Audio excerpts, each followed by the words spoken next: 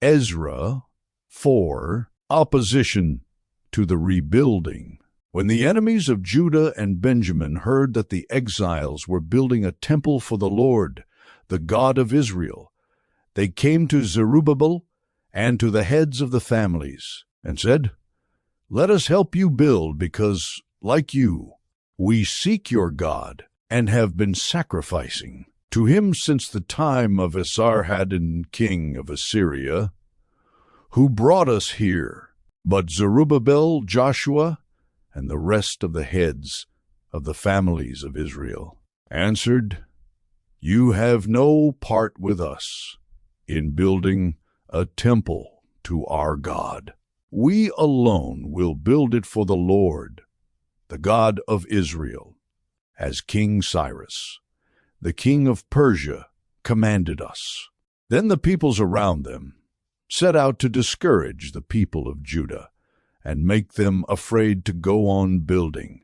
They bribed officials to work against them and frustrate their plans during the entire reign of Cyrus, king of Persia, and down to the reign of Darius, king of Persia. Later, opposition under Xerxes and Artaxerxes. At the beginning of the reign of Xerxes, they lodged an accusation against the people of Judah and Jerusalem. And in the days of Artaxerxes, king of Persia, Bishlam, Mithridath, Tabeel, and the rest of his associates wrote a letter to Artaxerxes. The letter was written in Aramaic script and in the Aramaic language. Rehum, the commanding officer, and Shimshai, the secretary, wrote a letter against Jerusalem to Artaxerxes, the king, as follows.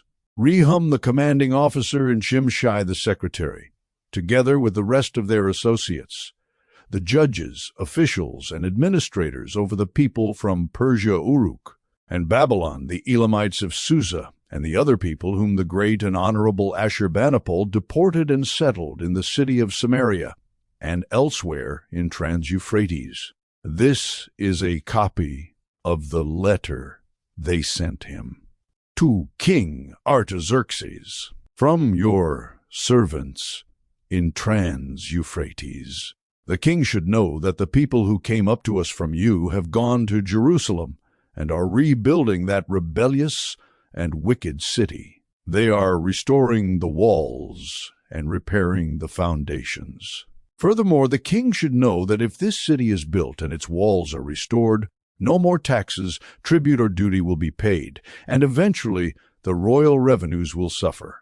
Now, since we are under obligation to the palace, and it is not proper for us to see the king dishonored, we are sending this message to inform the king, so that a search may be made in the archives of your predecessors. In these records you will find that this city is a rebellious city, troublesome to kings and provinces, a place with a long history of sedition. That is why this city was destroyed.